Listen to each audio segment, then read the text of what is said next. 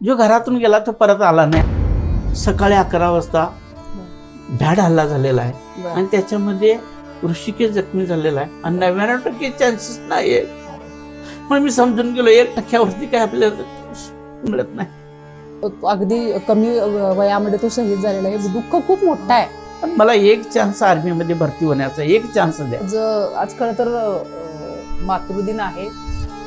सगळेजण आपल्या आपल्या आईला संदेश देत असतात, पण ह्या ताईंचा चिरंजीव आज नाही आहेत. मी पण निशब्द आहे हे बोलताना की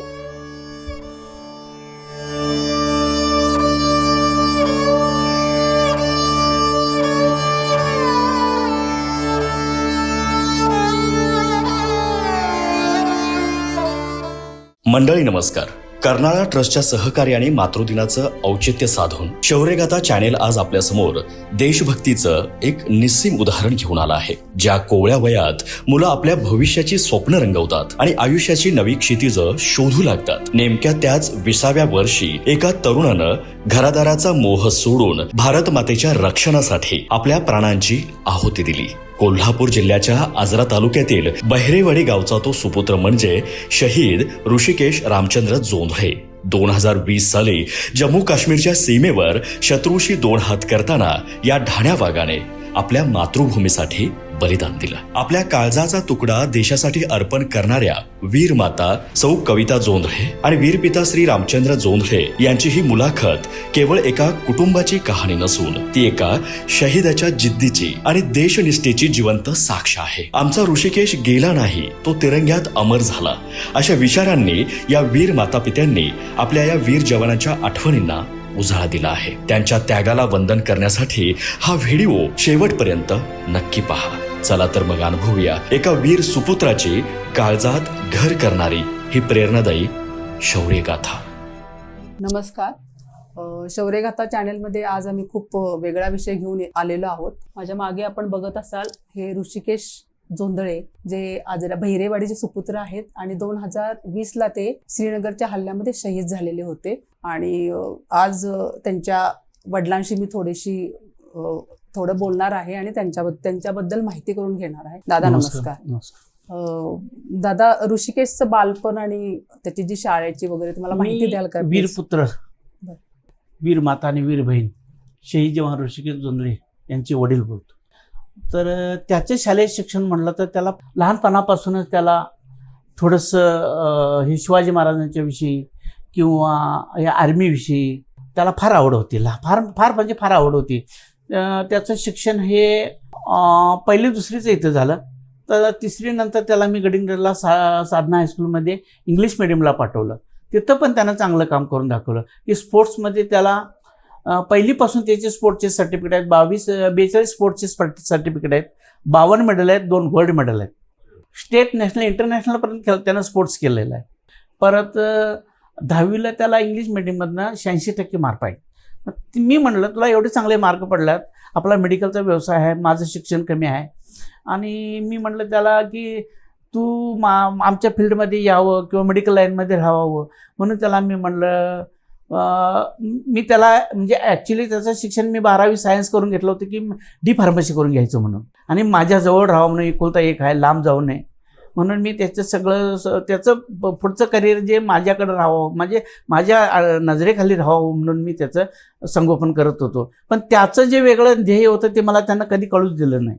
म्हणजे त्याला जी आवड होती आर्मीत जायची ती मला कळू दे, कारण मी पाठवत नाही त्याला माहित होतं. बरोबर. म्हणून त्यांना काय केलं की आम्ही एक दिवशी म्हणजे 12वी सायन्स झाल्यानंतर तर संत गजानन हायस्कूल म्हणून महागावला आहे, मोठं आहे, डी फार्मसीचं कॉलेज आहे.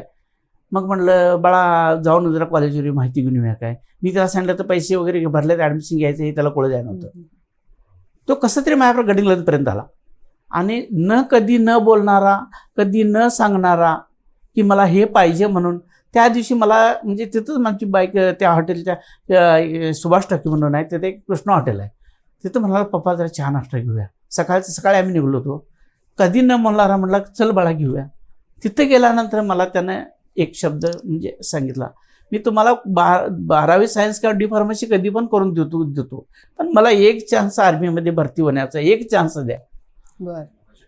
मनाचं त्यानं ठरवलेलं होतं. मग मी म्हटलं कसं म्हणालाय काय की तिथून आम्ही परतून आलो बरं. आणि पहिल्याच भरतीला 16/12/2018 कोल्हापूरला एक मोठी भरती झाली होती. बरं. फार मोठी म्हणजे फार मोठी भरती झाली होती.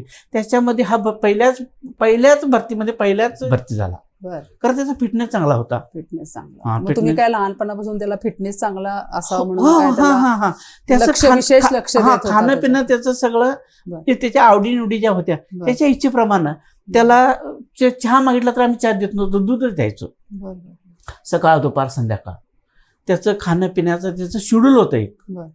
सकाळी उकडलेली अंडी, रात्री काजू ड्रायफ्रूट भिजत घालायचे, ते सकाळी बाटलीत भरून घेऊन तो पळायसाठी घेऊन जायचा बरं. आणि ते पळता पळता खायचा. म्हणजे त्यांना असं स्पेशल कुठलं ट्रेनिंग घेतलेलं नाही नव्हतं? नाही नाही नाही त्याला तो पहिल्यापासून हो, त्याचा हो, हो, मनाचा हो, निर्धार होय, होता मॅडम. की आपण मातृभूमी त्याला कुठलं अकॅडमी नाही, कुठला कोच नाही, काही नाही. बरोबर. सकाळी 5:30 वाजता उठायचा, बरं. आपली बाईक घ्यायची आणि त्याचा तो ह्याला. मग मी म्हणायचं पावसातनं पाणी काढायचं साहेब एक एक दिवशी बरोबर. अंगावरून मॅडम. तर मी तुला कुणी सांगितलं म्हटलं एवढं काय करायची गरज आहे तुला काय, तर तुम्हाला काय माहिती आहे म्हणायचं. बरं. मी जे करायला लागलो तुम्हाला काय माहिती आहे म्हणायचं. 5:30ला झाल्यानंतर 8:30-8:45 पर्यंत तिथं प्रॅक्टिस करायचं शिवराजच्या MRच्या ग्राउंडवरती. बरं. आणि तिथून MRच्या ग्राउंडवरती प्रॅक्टिस केल्यानंतर तू परत 8:30-8:45ला घरी यायचा, घरी यायचं. फ्रेश. घरात कधी अंघोळ नाही, पोहायला जायचा. बरं बरं बरं. पोहायची फार आवड. आवड होती. हा बरं. मग मला वाटतं आता तो ज्या वेळा तो इथं म्हणजे ट्रेनिंग पुरा करून आला, मराठा लाईफ मराठा लाईट इन्फंट्रीचं 1.5 वर्षाचं जे त्यांचं ट्रेनिंग होतं ट्रेनिंग ते पूर्ण करून आला. बेळगाव. आणि बेळगावला आमचं बॅडलक म्हणायचं हा. की 21 फेब्रुवारीला तो ट्रेनिंग पुरा करून आला बरं 2020ला. बरं. 21 फेब्रुवारी 2020ला तो ट्रेनिंग पुरा करून आला आणि 22 मार्चला लॉकडाऊन पडलं. हो कोरोनाचं. कोरोनामुळे. बरं बरं काय त्या कोरोनामुळं फ्लाईट बंद झाल्या, रेल्वे हो. बंद झाल्या, बरोबर. बस बंद झाल्या, कुठं बरोबर. जाता आलं नाही त्याला. बरोबर. 5 महिने तो इथं राहिला. बरं. फेब्रुवारी, मार्च, एप्रिल, मे आणि जूनच्या 10 तारखेला तो इथून गेला. हा म्हणजे तेवढा सहवास तुम्हाला त्याचा तेवढ्या 5 मिळाला. महिन्यामध्ये त्यांना 11 मुलं पोहायला शिकवली होती. बरं म्हणजे त्या काळात पण ते हो शांत हो, बसले नाही. ती लहान मुलं सुद्धा त्यावेळेला म्हणत होती की दादानं आम्हाला पोहायला शिकवलेलं आहे, दादाला कोणी मारलं त्याला आम्ही मारायला जाणार. बरोबर. तेवढी त्यांची ती अटॅचमेंट झाली हा, हा. होती. आणि दादा. त्यांचे वडील कसं बरोबर. मुलं अपूर्वायचं असते म्हणून किंवा लहान आहेत म्हणून बुडल तर हो. ती दुरी बांधून सोडायची. ते बरोबर. त्यांच्या वडिलांना हे काय करायचा, तुम्ही इथं थांबायचं नाही, बरोबर. तुम्ही इथून घरी जायचं. हम्म. त्यांना कसं ट्रेनिंग द्यायचं ते मी देतो. बरं.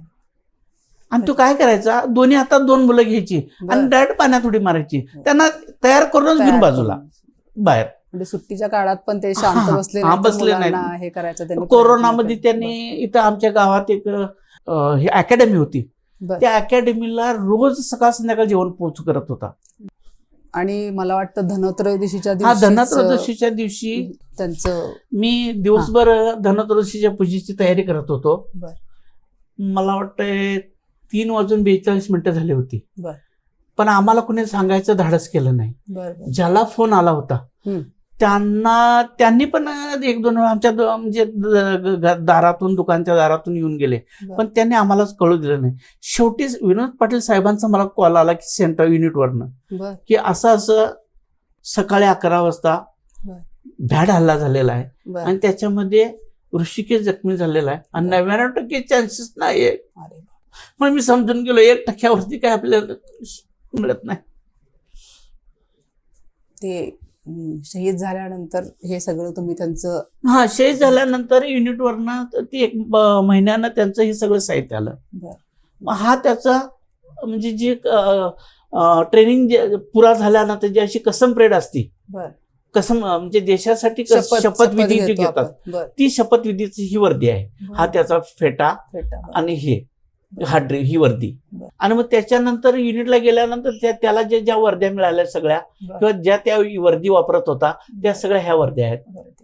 त्याच्यानंतर हे त्याचं मोबाईल म्हणजे तिथं प्रीपेड चालत नव्हतं, पोस्टपेड बरोबर. चालत होतं. पण दादा आता आम्ही गावात आल्यानंतर सगळ्यांच्या ह्याच्यामध्ये ऋषिकेश जोंधळे कुठे राहतात म्हटल्यानंतर खूप सन्मानाने त्यांना बघितलं जातं. तर तुम्ही आम्हाला पण फार मोठ्या सन्मानानं बघितलं जातंय. तर आता हे सगळं जे साहित्य आहे ना त्याचं हे बरं. त्याचं प्रत्येक म्हणजे ज्या गोष्टीला त्याचा स्पर्श झालेला आहे ती वस्तू मी त्याची आठवण म्हणून ठेवलेली आहे. बरं. आणि हे मला वाटतं हे ते मग त्याचं ज्या दिवशी ते भाऊबीज दिवशी बॉडी आली बर घरी आमच्या, बर म्हणजे 16 तारखेला बर भाऊबीजेच्या दिवशी बॉडी आली. त्या दिवशी हा त्याची वर्दी, हा हा हा फ्लॅग, बर देशाचा फ्लॅग आहे. बर. मग हे आणि हे त्याच्या 5 महिन्यामधले हे 5 महिन्यामध्ये ऋषिकेश दादांना एवढे मेडल मेडल मिळालेले. दादा, एवढं सगळं आपण बोलत आहोत, मला एक सांगा की एवढं सगळं होऊन आपण ह्या युवा पिढीला असा संदेश द्याल की तुम्ही सैन्य दलात भरती व्हा किंवा देशासाठी आपण वेगळं काहीतरी काय करू शकता का? देशासाठी- कारण एवढा 20 वर्षाचा मुलगा आपण गमावलाय, तर या युवा पिढीला काय संदेश द्याल? कारण हा 20 वर्ष हे खूप लहान वय असतं. आताच्या मुलांची जे थोडी मुलं आहेत प्रॅक्टिस करणारी, पण आताच्या मुलांनी एवढाच की आपल्या देशासाठी हे ठेवावं की आपला देश ठेवावा, किंवा हे त्याच्या म्हणजे समोर आपलं एक हे ठेवावं की बाबा आपण जे देशासाठी जे काही केलं पाहिजे देशासाठी, किंवा जे काय आपण देशासाठी करू इच्छितो ते मुलांनी आता सध्या ते त्यांच्या ह्याच्यात घेतलं पाहिजे. कारण माझ्या ऋषीचा थोडा आदर्श घेतला तर त्यांना थोडंसं कळल, प्रश्न बरोबर कळल त्यांना. कळलं. मॅडम, सगळेच काय तुकाराम महाराज होऊ शकत नाहीत, बरोबर. सगळेच काय संत ज्ञानेश्वर होऊ शकत नाहीत, किंवा सगळेच शिवाजी महाराज होऊ शकत नाहीत, आणि ते परत आता जन्माला पण येणार नाही. नाही बरोबर. मग त्यांचा आदर्श काय होता की आता ज्ञानेश्वर माऊलींचं घ्या, वयाच्या 16 वर्षी ज्ञानेश्वरी लिहायला सुरुवात केली, बरोबर. 23व्या वर्षी त्यांनी समाधी घेतली, समाधी घेतली. 23व्या वर्षी. ह्या लोकांचं कसं असतं की कमी वयामध्ये मोठं योगदान मोठं असतं. योगदान नाही, हे ऋषिकेश दादांचं योगदान मोठंच आहे. कारण 20व्या वर्षी एवढं लहान वयात त्यांनी मराठा इन्फंट्री जॉईन केली आणि एवढ्या कमी वयामध्ये 5 मेडल घेतले आणि खूप कमी वयामध्ये ते देशासाठी शहीद झाले. मला वाटतं ह्याच्यापेक्षा नाही, फार याच्या मोठं वयाचे 20 वर्षाच्या आत कोण अजून शहीद नाहीये. नाही झाले. कारण 5 गेल्यानंतर 5 महिन्याचं फक्त पोस्टिंग. पोस्टिंग असते. बरोबर. जो घरातून गेला तो परत आला नाही. आम्हाला त्याचं शेवटचं म्हणजे मला वाटतंय 10 तारखेला त्याचा फोन आला होता, पण मी घरी नव्हतो, पण त्यांच्या मम्मीला फोन आला होता. बरं. त्याने विचारलं पप्पा कुठे गेलं, तर त्यांनी सांगितलं असं असं बाहेर गेलं. तर मी संध्याकाळी कॉल करतो म्हणून केला. मग माझ्याशी काय बोलणं झालं नाही, शेवटचंच बोलणं माझं 10 तारखेला झालं होतं. म्हणजे आज ऋषिकेशच्या 20 वर्षे अगदी कमी वयात शहीद झालेल्यांचे वडील म्हणून मी आपल्याला एक प्रश्न विचारते की खरंच मगाशी म्हणते युवा पिढीला तुम्ही अजून काय संदेश द्या? आता हे युवा पिढीनं असं घ्यावं की बाबा आपण देशासाठी काहीतरी केलं पाहिजे. प्रत्येक जण सैन्य दलात तर भरती शक्यच नाही, शक्यच नाहीये. बरोबर. जाऊ शकत नाही. प्रत्येक जण काय आणि हे प्रत्येकाच्या नशिबात नसतं मॅडम. बरोबर आहे. बरोबर. सगळेच इंडियन आर्मी मध्ये जाऊ शकत नाही. आणि हे शहीद होणं सुद्धा हे प्रत्येकाच्या भाग्यात नाही आहे. आता ज्या दिवशी शहीद झाला ऋषिकेश, त्या दिवशी आम्ही रडत होतो. ती लोक म्हणत होती आम्ही 40 वर्ष सर्व्हिस केली, आम्हाला बॉर्डरवरती म्हणजे भारत भूमीचं हे रक्षण करताना आम्हाला वीरमरण यावं. तुम्ही रडू नका म्हणाले. तुमचा मुलगा मोठा फार भाग्यवान आहे की तुमच्या कमी वयामध्ये त्याला भाग्य लाभलेला आहे.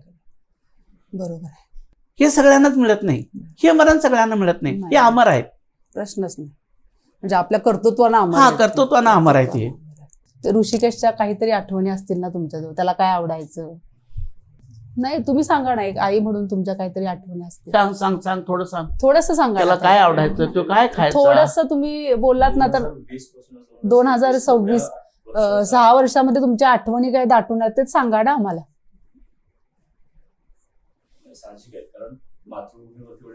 हा, थोडंसं काहीतरी 1-2 शब्द बोललात तरी बरं वाटेल आम्हाला. कारण आज मातृदिन आहे. आज जागतिक मातृदिन सगळे साजरा करतात. आपल्या आईला काहीतरी उपदेशून काहीतरी मेसेज टाकतात. पण आज एक आम्ही शौर्यगाथातर्फे तुम्हाला अशी विनंती करतो की तुम्ही काहीतरी बोला.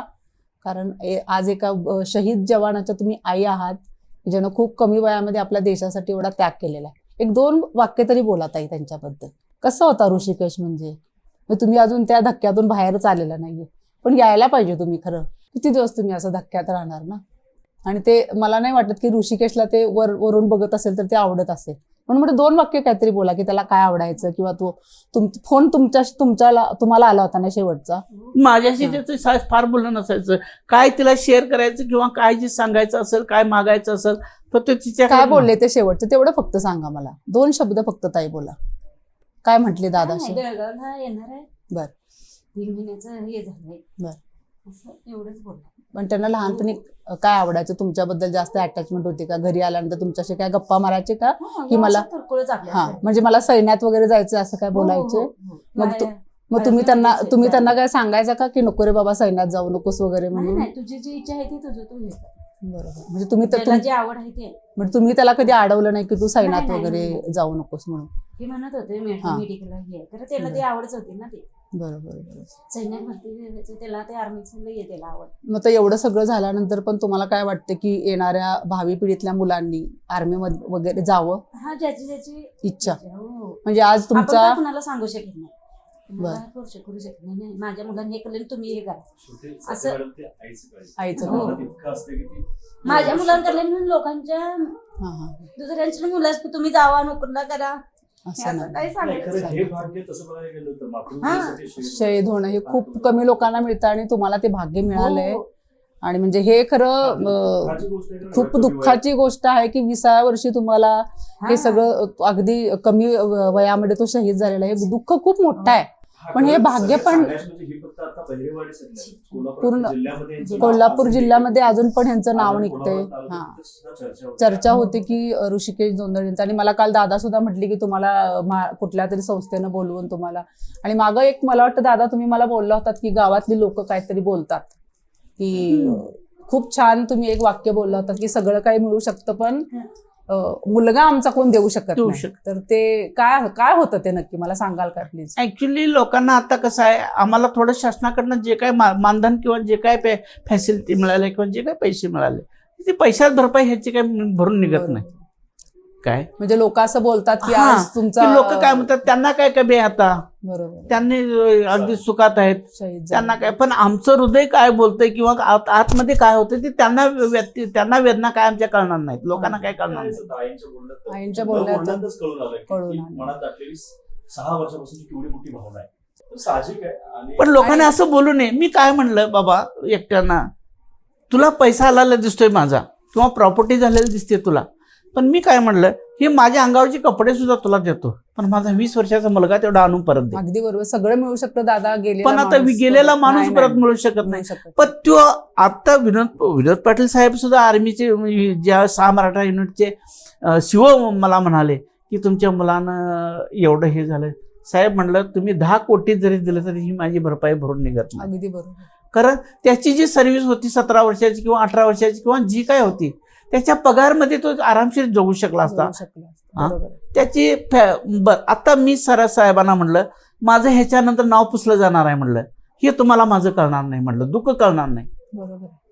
इकुलता एक माझा मुलगा आता आहे माझं नाव, कारण चंद्रसूर्य जोपर्यंत आहे हे तोपर्यंत ह्याचं नाव राहणार. प्रश्नच नाही. काय? एवढ्या कमी वयामध्ये शहीद हा. झालेला. आणि तुम्ही म्हटलं ते बरोबर आहे. म्हणजे ताईंचं तर दुःख आहेच, कारण तुम्ही बाहेर जाता, बाहेर लोकांमध्ये मिसळता, पण ह्यांचं जे दुःख आहे ते खूप ते मोठं आहे. सांगू कारण त्या शकत सांगू नाही. शकत नाहीत कोणाला. कारण एका आईचं जे दुःख असतं ना ते एक बाईच समजू समजू शकते. शकते. भावना व्यक्त करू शकत नाहीत. पण तरीही तुम्ही थोडंफार. पण त्याला काय आवडायचं लहानपणी वगैरे, काय आठवण आहे का? घरामध्ये कसा दंगा वगैरे करायचे? शांतच होते काय पहिल्यापासून? हो, शांत. शांतच. ते दोघं दंगा करायचे. अभ्यास प्रचंड. अभ्यास वगैरे. त्यांनी दोघं जण. डॉक्टर मुलगी. माणूस आहे, फक्त अभ्यास अभ्यास वगैरे करायचे. खूपच मोठं खरं हे दुःख आहे. म्हणजे आम्हाला सुद्धा काय पण शब्द- आम्ही लोकांना सांगू शकत नाही. हा. आणि लोकांनी समजून घ्यावं, थोडं आमचं काय दुःख आहे ते लोकांनी समजून घ्यावं. या गोष्टी चर्चा खूप लोक करताना आपल्याला दिसतात. होय होय होय. चहा पिताना देशसेवेबद्दल, देशभक्तीबद्दल चर्चा सोशल मीडियावरती, वेगवेगळ्या प्लॅटफॉर्मवरती आपल्याला ऐकायला मिळते. हा मुद्दा आम्हाला तुमच्यासमोर यासाठी घेऊन यायचा होता की देशसेवेसाठी स्वतःचा एकुलता एक मुलगा दिल्यानंतर सुद्धा अभिमानानं देशाबद्दलचा एवढा चांगला म्हणजे भूमिका मांडणारे पिता, वीर पिता असतील, वीर माता. आज मातृदिनाच्या या पार्श्वभूमीवरती आम्हाला हा वेगळा एपिसोड आपल्या सर्वांपर्यंत यासाठी घेऊन यायचा होता की आजूबाजूला बिघडणारी तरुणाई बघतोय हाच काका, आणि वेगवेगळे राजकारण आता असेल. कोरोनामध्ये झालं ना, हो कोरोनामध्ये कितीतरी लोक मेली, त्याची कुणी दखल साहजिक. घेतली का? नाही, किती- खरं अशा आदर्श लोकांच्या समोर जाऊ हे नयेत आणि- आदर्श ठेवत नाहीत लोक, चांगला आदर्श ठेवत नाहीत. हा, तो नेण्याचं काम कोणीतरी करायला हा, मग पाहिजे. ती ते- एक बाजू आम्ही किंवा साठे मॅडम असतील आणि खूप साऱ्या लोकांनी अशी उचललेली आहे. जसं तुम्ही आता विनोद पाटील सरांचं, कर्नल विनोद पाटील सरांचं नाव घेतलं, अशा लोकांच्या सहाय्य नसेल की आम्हाला थोडंफार काम करायला मिळते, तुम्ही लोक एक चांगला संदेश देण्यासाठी पुढे आहात. आता ह्या ज्या आठवणी आपण मागापासून बघतोय, ज्या जतन करून ठेवल्या आहेत, एक वेगळी रूम त्यांनी अशी केली की त्यांच्या प्रत्येक बारीक सारीक लहानपणापासूनच्या गोष्टी त्यांनी अशा मांडून ठेवल्यात. 2020 आणि आज 2026 एवढ्या वर्षात एक ना एक गोष्ट तुम्ही तशाच यानं बोलताय, म्हणजे ते किती 6 वर्षात आठवणी आहेत त्यांच्या. ह्या भावना यासाठी आपल्यापर्यंत पोहोचवत नाही की देशासाठी काहीतरी केलेलं कोणीतरी, परंतु ह्या सर्वांच्या मनामध्ये असायला पाहिजे. त्याच वेळी आपण काहीतरी समाजासाठी सर्वजण करू शकू.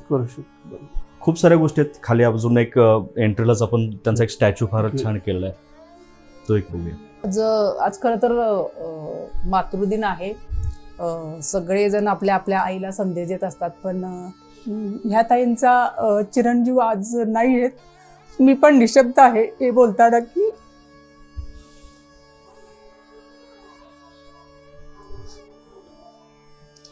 पण मला वाटतं शौर्यगाथाच्या याच्यामधून हे खूप छान हा मातृदिनाचा एपिसोड सगळ्यांच्या लक्षात राहील आणि लोकांना हेच सांगायचा प्रयत्न करेल की या लोकांकडे बघताना जसं मगाशी दादानी सांगितलं की तुमच्याकडे सगळं आहे, पण तुमचा मुलगा त्यांचा मुलगा आपण त्यांना परत देऊ शकत नाही.